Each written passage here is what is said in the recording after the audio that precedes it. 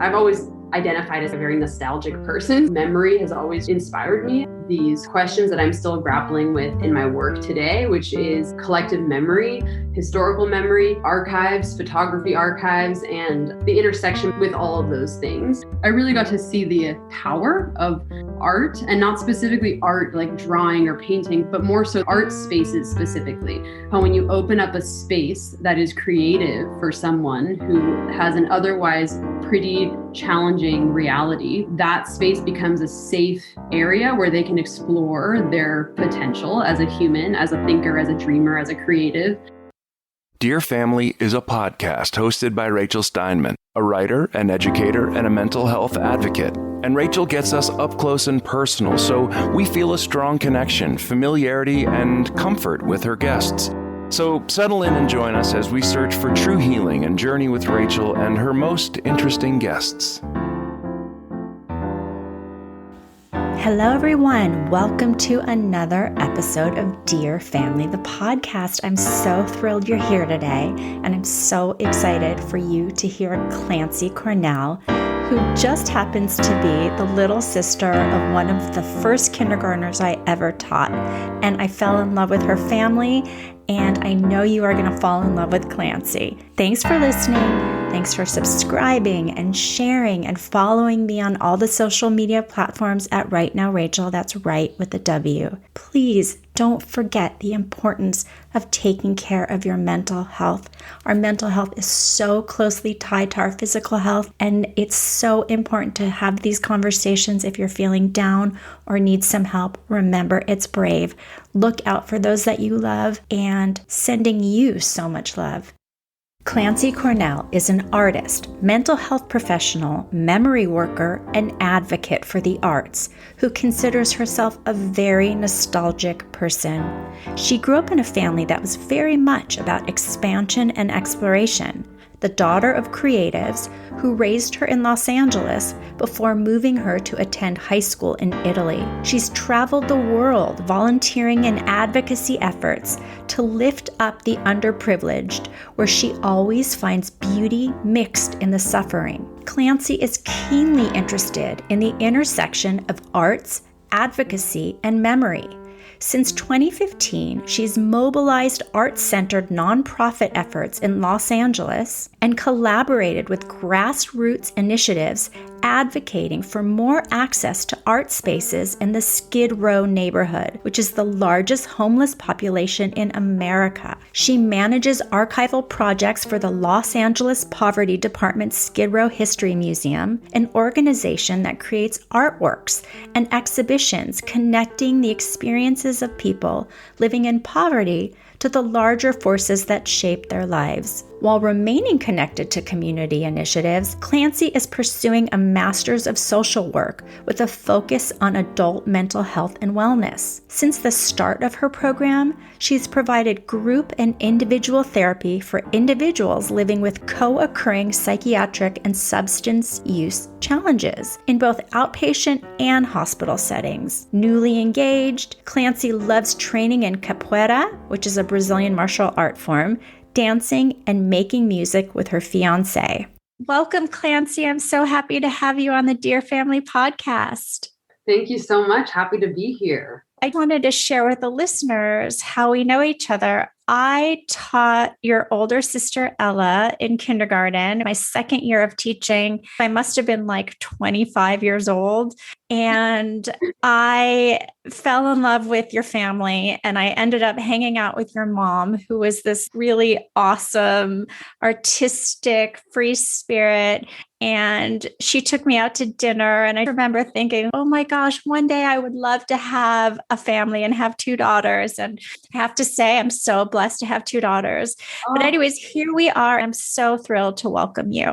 Thank you so much. I just love that. That's the connection. It's such a cool thing. When I got your email and it was like, you might remember me. I was your sister's kindergarten teacher. It's perfect. Tell us a little bit about you and your family. I'll start with me and my sister because she's really the closest person in the world to me. We grew up in Los Angeles in a very creative household. My parents were both artists from different backgrounds. My dad is from South Africa My mom is first generation Italian. There was always this concept of travel and other cultures and things outside of our reality in Los Angeles. Our family was very, very loving. I grew up around a lot of love, a lot of art, a lot of family support and movement. We traveled a lot growing up in LA, but then living in Italy for a while. I went to high school there for a bit. And that's always been a part of my life, is that ability to move. And I'm so grateful for that privilege. Both my parents were artists. My dad was in the film business. My mom is a writer, producer, and also a visual artist. That was something that was always encouraged with us. Me and Ella were constantly creating, doing art projects. And the other thing that was a huge part of our life was I grew up riding horses. We're going to talk about your new chapter, but why don't you tell us about my kindergartner, Ella? What's she up to? She's amazing. She's a doctor. She is in her first year of residency at UC San Francisco. She's just a total badass. She's a really amazing trailblazer and inspiration to me. And she's just so brilliant. She's fabulous. We both just got engaged, so that's fun. It's so much fun to see my kindergartners become doctors. It's this pride that I feel. So congrats, Ella. It's so amazing that you got to go to high school in Rome. What was that like? Oh my God. We traveled a bunch, but picking up and moving over to Italy for over a year really opened me up to the world. And at the same time, I was in 7th grade in LA, and my parents wanted me to be in the same school as Ella. So in order to do that, I skipped 8th grade and went straight into high school with my sister. Looking back, I'm so grateful for it, but I definitely remember the challenges. I was, 13, but I didn't really look like I was older than 11 until I was about 16. I had to grow up really fast. We were exposed to a different country, a different culture. The rules are different. Everyone's out partying. I definitely had my first collision with what it means to be a teenager really early. It was challenging, but also this beautiful opportunity to create deep friendships with people from all over the world who I'm still very close with. So that was amazing. And then also being in Europe, speaking Italian, but also getting to have that ability to travel throughout Europe and what that has to offer. My first school trip, I had the chance to go to Kenya. I was like 13 and I went for about 17 days. That was the first experience that really opened my eyes to what's going on globally in the world and how people's realities are very different. That's something I've been very aware of for a long time. As a 13-year-old, stepping into that environment, we were working in a program with young girls who had been rescued from being child brides. So it was a pretty head-on reality check as a kid growing up with so much access and privilege. Just to be in that dynamic, it shaped a lot about who I was. Wow. So here you are growing up in west side of Los Angeles, riding horses and moving to Italy and then going to Kenya at such a young age, so many formative moments, which has definitely led you to your work. Your family was very much about expansion and exploration, and you had resources at your fingertips. We know how expensive it is to have horses in LA. Yeah. And at the same time, your family made sure to plant roots and show respect to others by being of service to the world, not just their community. You've been exposed to so much while traveling and doing service work. It made you acutely aware of the challenges of poverty, giving you a real unique perspective, especially starting at such a young age. I'm going to ask you a few of those places you've been. Tell us your biggest takeaway. What was your biggest takeaway from Kenya? I do remember coming home and my mom greeting me and asking me, "How was your trip?" And I said, "This trip changed my life." I hadn't had much life yet, but what I meant by that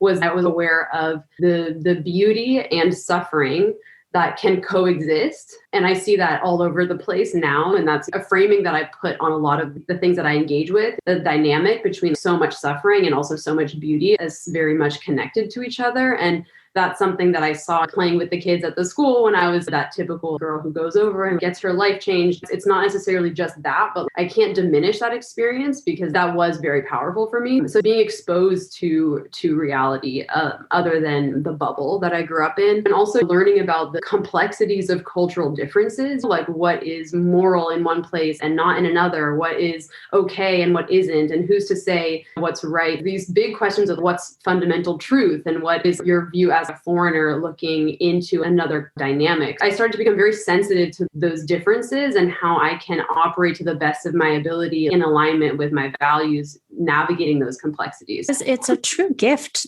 to have that, because when you're at that age, you're very egocentric, and here you are being able to look out beyond yourself.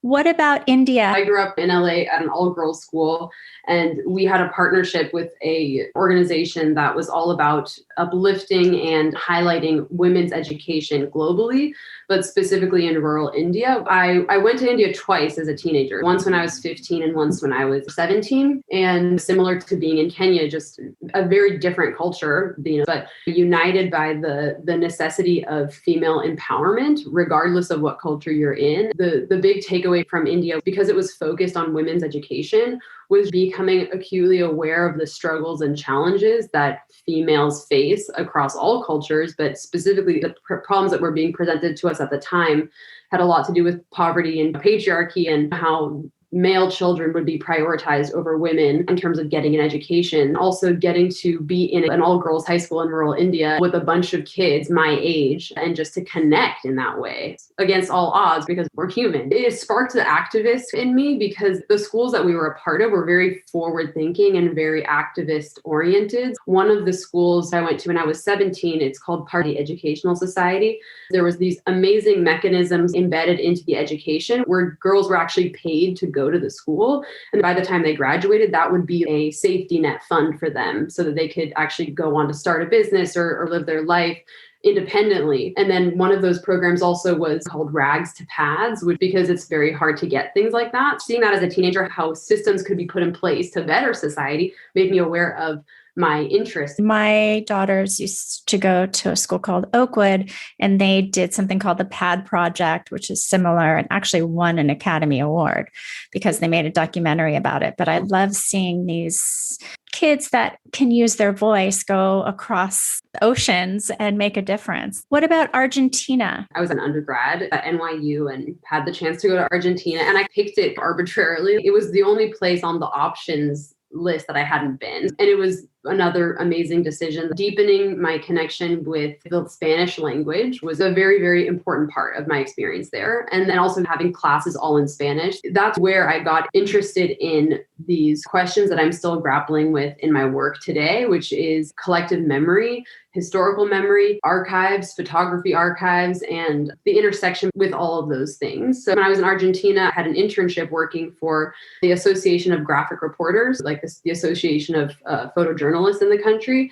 And I had the chance to work on a photo restoration project of an archive that had been wrongly thrown in the trash. And this archive was a series of photographs that covered a very important time in Argentina's history from about 2001 to 2008. And all of these photos were from a political and cultural magazine that highlighted all the goings on that were deemed important in the country. So you have a lot of really rich cultural memory. But these archives were discarded, and after years had been found and needed to be restored and cleaned. I was part of a team of archivists learning how to restore old damaged photographs. I did that for about a year, and while I was there, I had a lot of reflections about the fragility of memory, and people who are actually tending to that history or have the insight to make sure that certain things are preserved, whether it's through oral tradition or performance or record or spoken or written word or photography. Without the inclination to archive, there's the risk of things being lost or disappeared. I was able to realize that, and it was very inspiring to me, because I also became interested in artists who were inclined to use archival materials in their works of art to specifically address histories that would otherwise not get recognized or would otherwise be misrepresented. I went on to an intellectual rabbit hole about archives and art and activism and where those things overlapped in service of collective memory, specifically vulnerable folks. There was so much about memory in Argentina, specifically with the history of the dictatorship and all of these disappeared individuals. So memory is very palpable there as a theme of importance. I've always identified as a very nostalgic person. Memory has always inspired me. Did you do any service work in South Africa? I did. My dad is a South African, and after I graduated NYU, I went to South Africa. It was easy for me because I have a lot of family there. I had no idea really what I was going to do, but one of the things I was certain about was that I needed to travel the world, because that's what felt comfortable for me, because I've always done that. So in a period of very much huge questions about like, what is my purpose? What am I going to offer this world? What do I do with this degree? I decided to travel and see how I could be of service in different places based on my connections. So I went back to Argentina for a period of time, working back in the same archive that I had been involved in. And then after that, I went to South Africa. And in preparation for that trip, I started looking into different nonprofits and organizations that I felt resonated with me. And the one that stood out was an organization called the Lalela Project, which is focused on art. And it's basically an after-school arts program for at-risk youth in the community of Hout Bay near Cape Town. I reached out, interviewed, was accepted as a volunteer for several weeks over, I think it was the summer of 2016. I worked as an art teacher's assistant with hundreds of kids in Hout Bay. I really got to see the power of art, and not specifically art like drawing or painting, but more so art spaces specifically. How when you open up a space that is creative for someone who has an otherwise pretty challenging reality, that space becomes a safe area where they can explore their potential as a human, as a thinker, as a dreamer, as a creative. It's not just the art that's essential, but it's the safe art space in which to do art. And that was what was offered by this after school program. And I had seen that already in Los Angeles in certain communities, and I had seen that in South Africa. That was a beautiful opportunity I had there for several weeks. And I was like, I can't just be a professional volunteer forever. So I better figure out what I'm going to do with my life. After years of traveling and working in different countries, you decided to put your efforts into your own backyard. And this was after you watched a documentary called Lost Angels about artists on Skid Row. You left New York and you moved back to LA. And while working in Venice at an arts facility, and also were you a waitress at a restaurant? Were you waitressing? Yeah. You continued to volunteer, but this time at Skid Row at the LAMP Arts Program, where artists come in to make art, and there's music and also radical acceptance. Tell us about this documentary that inspired you, about being on Skid Row, and why you were drawn to this place. Because I have to be honest, let's call a spade a spade.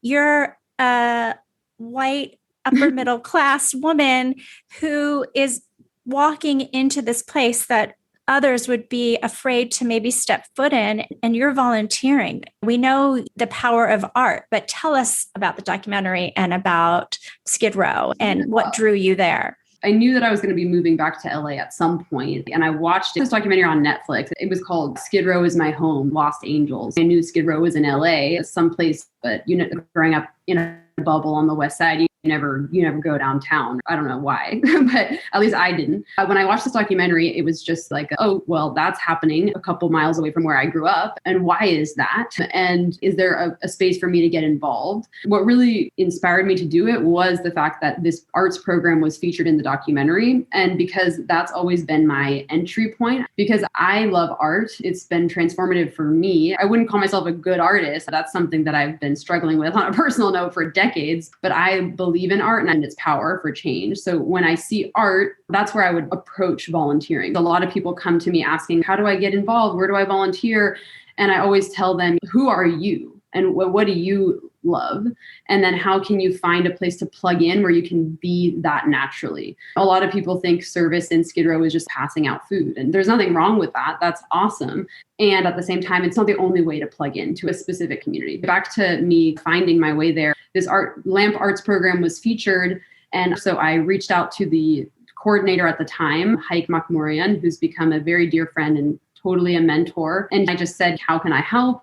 And he got right back to me and said, oh, we have a big event in Gladys Park. It's an arts festival for 2 days. I just dove headfirst into that. And to answer your question about why I felt okay doing that, obviously there were feelings of like, oh, I'm nervous. Just going anywhere alone as a woman. You're like, is this going to be okay? Specifically an area you've never been in, and specifically an area, like you said, let's call a spade a spade. It doesn't have a great reputation because there's a lot of challenges that are magnified there, which we can't ignore. So when I went, it was more me being me. And the reason I say that is because I've realized over the years that I'm very brave. If there's a problem, I'm going to go straight towards it. And that hasn't always worked out well for me, but that's who I am. Now I'm in the profession of social work. I ended up going back to school to get my master's of social work. My supervisor recently was telling me everyone's normal instinct is to run away from the shadow of society, but social workers have to run straight towards it. There's a certain person that it takes to do that. And I think that's who I am. And that's why social work resonates. But that's also why I found myself in Skid Row more than anywhere else in LA for several years. It just occurred to me when you think of 9/11 and the firemen running towards the buildings when everyone's running away. Social workers are like first responders for human crisis. I love that you say that you're brave because you are. You really are. Skid Row, for listeners that might not know, is a neighborhood in downtown Los Angeles. And it contains one of, if not the largest population of homeless people in the United States. And when you go there, you see poverty, you see mental illness, you see drug addictions up close. But it's also a community of people who live there and call it their home, and they support one another. You're offering this community a safe space to be creative and make art and do theater and make music. I'm sure it's very healing for them. Tell us how you're helping this very traumatized community, this community that needs our help. I always hesitate because it's not my responsibility or place to speak on behalf of the community, especially as a white woman, which for a population that's more than 60% African American, the struggles and triumphs that exist in the community, I'm just noting that I'm only speaking as an ally and as someone who has found, ironically, a home in that community through specifically connecting with grassroots organizations and individuals that are already doing the work. I'm so glad you pointed that out. Thank you. That needed to be said. I've been involved in Skid Row since 2015. And what I was shown is there's folks that have made it their literal life's journey and mission to be of service in that community from the community itself. So I speak as a supporter of those folks. In terms of the places I chose to get involved and continue to educate me about the community to this day, the first was the Lamp Arts program. Now it's called Studio 526 because it's located at 526 San Pedro Street in the middle of Skid Row. The philosophy behind that space is really that art and cultural matters or cultural participation is a fundamental human right, just as much as food or shelter or housing. Those aren't my words. That's the tagline. A lot of people say the word community is like, oh, that community, which has these needs and whatever. But the idea of community is really people working together for the common betterment of their people, of their place. And I've never seen that in any other place like I've seen it in Skid Row. And it's from people who live there. It's from people who are houseless. It's from people who are housed. It's from people who are volunteers. It's from people who are activists or community members, social workers, artists, performers. So the concept of community in Skid Row is also a big story that has been proposed as a counter narrative to the dominant one that the media shares often, which is what you see when you Google Skid Row. And that's not fake. Like you'll see that if you drive downtown. And there is a responsibility that folks who live in that community and work in that community have to make it stronger and make it better and make sure that their actions and decisions are informed by the community itself as opposed from top-down policies. The way that I've come to see Skid Row in the past 7 years that I've been there working and not full-time, just in and out and stuff, I view Skid Row almost like a wound on the landscape of Los Angeles, like a wound that's festering. You see all of this trauma, all of this pain. But at the same time, just like a wound on your skin, that is the site of its own healing. Like the healing comes from there. It doesn't come from anywhere else. I've been so privileged to get to be a part of certain organizations like Lamp Arts Program, like Studio 526, and like the Los Angeles Poverty Department, where I'm still working, that have been part of that site-specific healing from the ground up. I got teary-eyed with your analogy of the wound healing itself, because I have to imagine there's so many lost souls that are there likely trying to support one another and lift each other out. And that in of itself is healing to help others. Tell us about Studio 526. Yeah, it's an art program that I volunteered at for several years, which is similar to what I was speaking earlier about in South Africa, but a space open to the community, whether you are, living in a tent on the street, or even if you live in a freaking mansion in Beverly Hills, like, you're welcome. Everyone's welcome in that space. And that's what's so radical about it. Open studio for artists or people who want to make art in the community that provides art supplies, canvases, storage, all that stuff. And it was actually started by a man called Rory White. He's really the mastermind behind that program. And the idea was to have a program that would rival any fine arts space anywhere else, but in that community. And he's continued to have his own project as well beyond that. And then Hike took over, and Hike's continued to have his own project beyond that. So my time there was really between 2015 up until 2020, just being of service in the space, helping artists, getting connected with them, getting to know people, and then through that, finding other ways to plug in to support specific artists' individual initiatives. My friend Sir Oliver, who's an artist I met down there at LAMP, he is a DJ, and he makes these amazing festivals twice a year to honor Bob Marley and to honor Jamaican Independence Day, because he's a Jamaican. And so I really supported him for the past several years putting on those events. But as an ally, how can I help you with your vision? So those were the experiences I got to have. But what I saw the most in that space and the transformative nature of it is it's not about making art, but it's about going somewhere that's familiar and that's safe and that's free and open in an otherwise very difficult situation or a different reality where things are uncertain all the time. If you go to the studio, you can be sure the same volunteers will be there, the same light will be on the wall, the same music will be playing, more or less. And that becomes this sense of security. And from that, that can often be someone's first step to mental health, first step to a house, first step to recovery. Through the arts program, I got connected with the Los Angeles Poverty Department, which is a nonprofit based in Skid Row that has been operating since the 80s. And it's primarily a performance and theater group that's mission is to create a counter narrative to the dominant one that surrounds Skid Row. And to do that by connecting the real lived experience of people with the larger social forces that impact their lives. The way that they communicate that is through art, through performance, through festivals, through exhibitions in their studio space, and also through an archive. When I discovered they had an archive, it was like, oh, I guess what I thought I would never be able to do as a career, I'm now able to do in Skid Row at an archive. So they have an archive that they've stewarded for several decades that stores their own history as an organization, but also oral histories of people in the community who have done amazing work. So I've been a part of that for several years and have been one of the main people to solidify it as a real archive as opposed to just a collection of materials. We've been focused for several years now on making the material accessible in different ways, creating exhibitions from it, doing more active history collecting from other people in the community who want to deposit their materials to us. That's incredible. Literally everything you've done so far came together. Maybe one day your dad and you could make a documentary. You work at the Brazilian Cultural Center in Culver City, doing community arts education and highlighting the history of the African diaspora.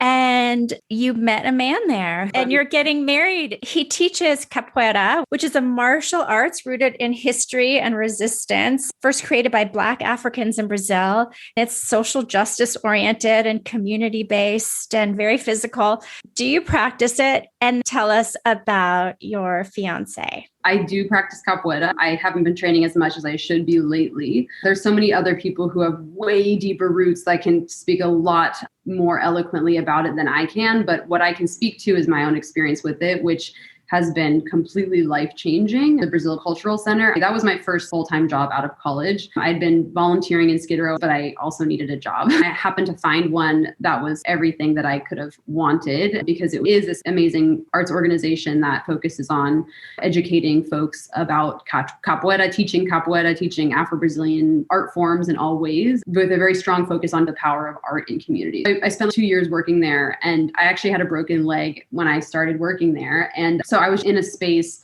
where people were doing backflips around me all the time and dancing. And I was sitting at the front desk, unable to move. Honestly, it was very hard for a long time, but I became involved with capoeira through working at this space. So it's not really the typical way people get involved, I guess, but I was able to be very deeply embedded into that community and still am. As soon as I could walk after my injury, I started training. About 5 or 6 years ago. That's also how I met my fiance. That whole community is so important in my life. Even though I don't work there anymore, I still show up and it's basically family. I met my partner there. He's a capoeira teacher. He's a Spanish teacher at Culver City High School. He's also interested in real estate. He's a musician. He's an artist. We met in that space and I'm so grateful for it. What's his name? His name is Philip. And Philip is 10 years older than you and has a daughter who is 11. Here you are, this burlester, and now you're living with someone with a daughter. Tell us about modern family life. It is amazing. It's a beautiful, beautiful life that we get to have together. Getting to have the privilege to know his daughter has been a huge gift and continues to evolve, and with a lot of beauty and a lot of challenges, and navigating as myself and my partner with the dynamic, of course, him and her mom, and wanting to respect that and also offer whatever gifts I can and care that I can. It has been a very beautiful journey, and it continues to literally to this day to be a little difficult, but difficult because it really matters. In fact, it matters more than anything is how we can all support the growth of this beautiful, amazing human who's 11. Wherever I can be of service in that way too, I am trying to be. After a solid few years of grinding in the service, grassroots community world, you began to feel a little bit burned out and you wanted to do something that was more sustainable while still being of service. And because you were interested in unaddressed mental health issues, especially with adults, I'm sure you were seeing it a lot, you've now shifted your focus and you're getting your master's of social work at USC. Tell us who you hope to help and about your current work at the psychiatric hospital in Pasadena. I am really passionate about mental health and being of service. There's not one person who doesn't face those challenges in this entire world. I remember sitting on an airplane. I was working 2 nonprofits at the same time and volunteering, and it was just a lot. And I was like, okay, what can I do that I can offer individually and change things up a little bit? So based on all of my values that I was writing down in my notebook and what I cared about, and all of a sudden I circled therapy, and that's what I'm doing now. Over the past few years, I've had the chance to work with clients who have a range of challenges, from severe psychiatric diagnoses to substance use and chronic homelessness or whatever one might encounter. And I've been able to connect with them and offer myself as someone who's listening, someone who's there. It's been really beautiful to see positive change on like the micro level with my clients. Last year, I worked with my internship at an intensive program where we would meet clients wherever they were and do whatever it takes to get them housed and healthy. And now in my final year placement, I'm in a psychiatric hospital, and that has been very challenging for me because I am noticing who I am and how it doesn't quite fit in a system like that,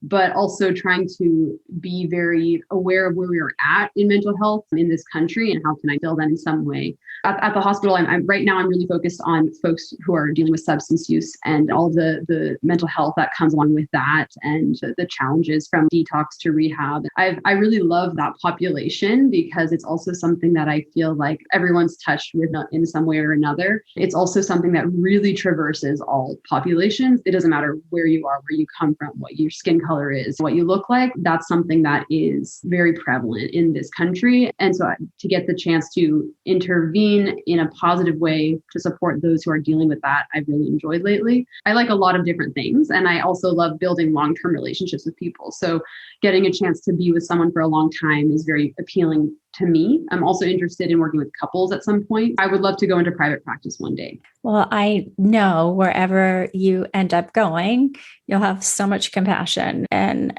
insight from your worldly experiences. You continue to honor voices in the Skid Row community. People in Skid Row may not have records with them that are archived, or any of these communities that don't have their history archived.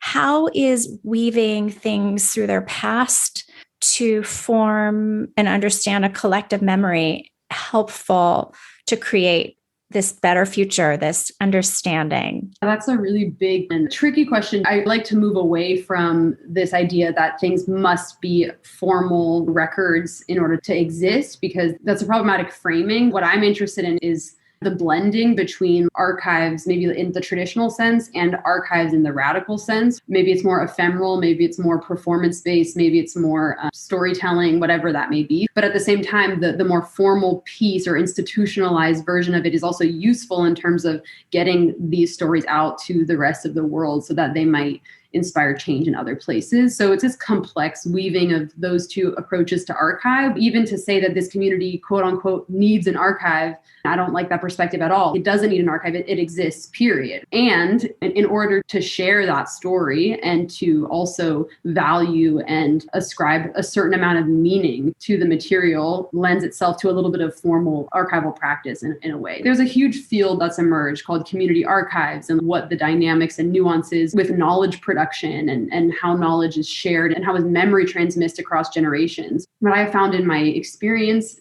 to be the most effective is an archive that is alive, that is engaged with, that is breathing, and that involves active participation of community members, and it involves art. Historically, those who have questioned problematic narratives over time have been artists. If you take problematic narrative cauldron, like a formal archive, and you deconstruct that and you make sure artists are the ones running it and interrogating it, then you have something a little more balanced in terms of what is a new telling of history. Everything has bias. I can't say that I don't have bias. Everyone does. We in the archive, for sure, we have a story we're trying to tell. It's recognizing that. You have to be aware of that. And you can't claim neutrality, but you can be clear about what you're trying to do. What John Malpete and Henriette Browers at the Los Angeles Poverty Department are trying to do, along with myself and other archivists, is to communicate the lived experience to the outside world and to the community itself, rather than someone else's voice. It is a step towards a more just version of the memory transmuting across generations, as opposed to something that you might read just in an article or find in the city's, the Library of Congress or whatever. It's different. It's grassroots. It's from the people. It's from the voices of the community. We hope that by telling the stories of Skid Row and the people who have done amazing things in the community, like organized cleanup projects or started a women's center or services for kids, planting trees in the community, like all of these positive initiatives, we hope that someday they can be understood and inspiring to other communities who are facing similar challenges. And one way that we're doing that now is through sharing the archive online and getting people from different communities to interact with it and to be able to create a response to the archive that can be shared with their community. That's a step towards viewing this archive as a living, breathing tool, not just a dusty, pile of records. It's very complex because you talk about bias, and some people don't have actual records, so it's based on stories. But I think just by talking about it and having their voices included is very validating. And also healing to know that their voice matters. It's really, really interesting work that you're doing. Clancey, you're not only involved in all these social justice issues, you're also involved in women's issues, and you're on the advisory board at Women's Voices Now. Tell us about the archives of feminist films. So Women's Voices Now is an amazing nonprofit that is all about sharing films by women and about women's issues and advocating for change for women and girls across the globe with the power of film. I had the beauty of working as the programs manager for the organization for a while. And after that, I stepped down and became part of the advisory board still, because I'm still involved with everything I've ever done. I don't know how that happened, but I just think because everything I've done, it's because I'm really passionate about it. So leaving it has always been really hard. So instead of leaving, I was able to just be on the advisory board. Women's Voices Now does amazing things. I was drawn to them because they have an archive of incredible films about women's rights issues globally. And you can actually go onto their website, womensvoicesnow.org, and find the film archive tab and actually watch these films right there. It's streaming, and you can search them based on theme and country and things like this.